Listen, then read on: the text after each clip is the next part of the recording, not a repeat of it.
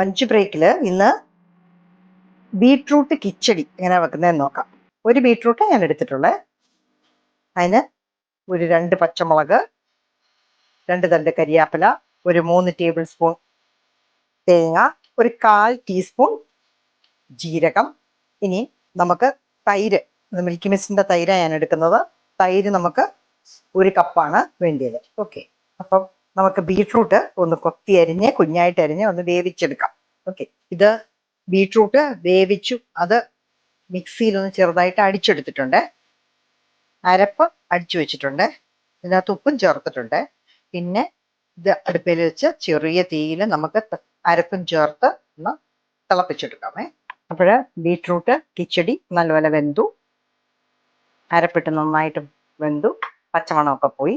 ഇനി അതിലേക്ക് തീ ഓഫാക്കി ഞാൻ അതിലേക്ക് തൈര് ചേർക്കുകയാണ്.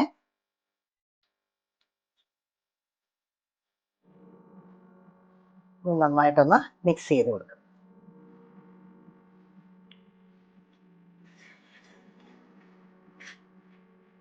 ഇതൊക്കെ നമ്മളെ ഇലയിൽ തൊട്ട് കൂട്ടാൻ വേണ്ടി മാത്രം വെക്കുന്ന കറികളാണേ.